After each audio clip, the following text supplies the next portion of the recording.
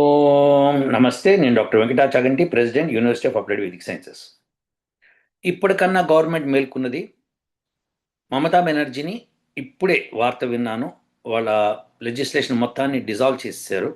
So ఇప్పుడు మమతాకి పూర్వం ఉన్న మినిస్టర్లకి ఎటువంటి సంబంధం ఇంకా గవర్నమెంట్లో లేదు. వాళ్ళు ఎటువంటి ఆర్డర్ కూడా పాస్ చేయలేరు. ఎందుకంటే గవర్నర్ హ్యాస్ డిజాల్వ్డ్ కాబట్టి. ఇది ఎప్పుడో చేయవలసిన పని. మమత ఏనాడైతే రిజైన్ చేయనందో ఆ రోజే డిజాల్వ్ చేసేయాల్సింది.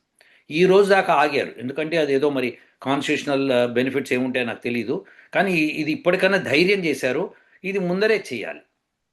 ఇప్పటికన్నా ఆమెను అరెస్ట్ చేయాలి. సో ఇప్పటికీ చేయలేకపోతే కనుక ఆమె ఖచ్చితంగా చాలా దారుణాలు చేయడానికి సిద్ధపడుతుంది. నిన్న నేను వీడియో చేశాను. అప్పుడే అతన్ని సురేంద్ర, ఆ, ఆయన ఆ, సుబేంద్రు, ఆయన అసిస్టెంట్ని చంపేశారు. పాయింట్ బ్లాంక్లో చంపేశారు.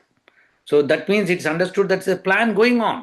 ప్లాన్ ఎప్పటి నుంచో లేకపోతే అంత పాయింట్ బ్లాంక్లో చంపలేరు వాళ్ళ ఇంటి దగ్గరే. సో ఇది చాలా దారుణమైన విషయము. మనం అందరం కూడా దీన్ని ఖండించాలి.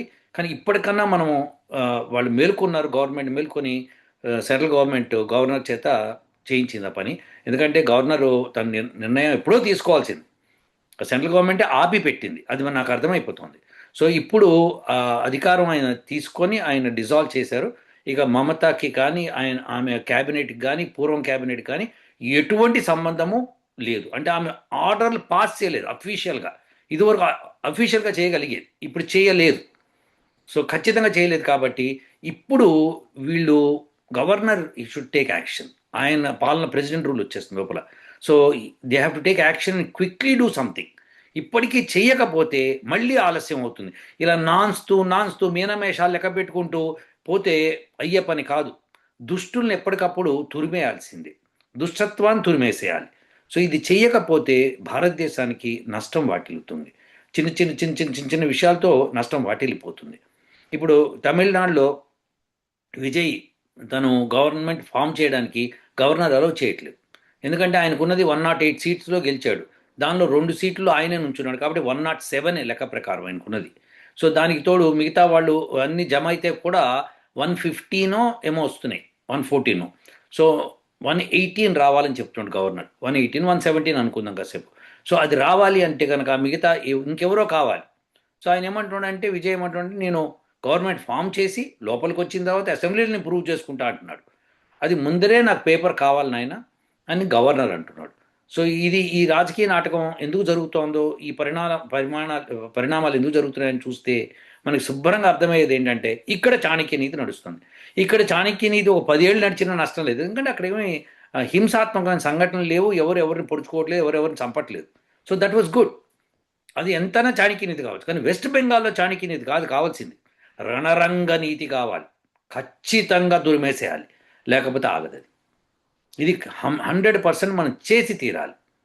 సో మనం గమనిస్తే మహాభారత టైంలో కూడా ఆ, వాళ్ళు బ్రహ్మాండంగా వేరే రాజ్యాల మీద దండయాత్ర చేసి వాళ్ళు, లేదు మీరు చెప్పినట్టే మేము వింటాము, ధర్మాన్ని పాలిస్తామని చెప్పిన తర్వాత కప్పం కట్టించుకొని వాళ్ళని వదిలిపెట్టేవాళ్ళు యుద్ధం చేయకుండా.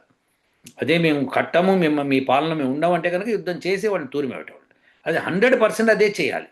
అదే రాజ్యం పద్ధతి. అలానే చేస్తేనే రాజ్యం సుస్థిరంగా ఉంటుంది, చాలా కాలం ఉంటుంది. ఆ సుస్థిరత కావాలంటే ఇమీడియట్గా మమతా బెనర్జీ ప్లస్ అనుచరులని అందరినీ ఎవరైతే దాష్టికాలు చేశారో వాళ్ళందరి మీద ఎఫ్ఐఆర్ ఫైల్ చేయటము, నెక్స్ట్ మినిట్ అరెస్ట్ చేయడము చేయాలి. ఇప్పుడు జరుగుతుందని నేను నమ్ముతున్నాను. ఎఫ్ఐఆర్ ఫైల్ అవుతుంది మమతా బెనర్జీ మీద. ఎందుకంటే ఆమె రూలింగ్లో లేదు ఇంకా. ఇప్పటికన్నా గవర్నర్ ఆమె మీద ఎఫ్ఐఆర్ ఫైల్ చేయండి అని చెప్పాలి. పోలీస్ అధికారులు ఫైల్ చేయాలి. దాంతో ఆమెను అరెస్ట్ చేయాలి. సో ఈడీ కూడా ఎఫ్ఐఆర్ ఫైల్ చేయడానికి ఇప్పుడు అవకాశం ఉంటుంది. తీసుకోను అనడానికి ఛాన్సే లేదనమాట. ఎఫ్ఐఆర్ ఫైల్ చేసి తీరాలి, చేసి అరెస్ట్ చేయాలి. ఇది నా విన్నపము. ఇప్పటికైనా సెంట్రల్ గవర్నమెంట్ మేల్కొని ఉండాలి. కాస్త స్పీడప్ చేయండి పనులు. న్యాయము కొన్ని ఏళ్ల నుంచి వెనకబడింది. సో ఆ న్యాయాన్ని మనం పొందుదాము. ఇది నా విన్నపం అండి. ఉంటానండి. ఓ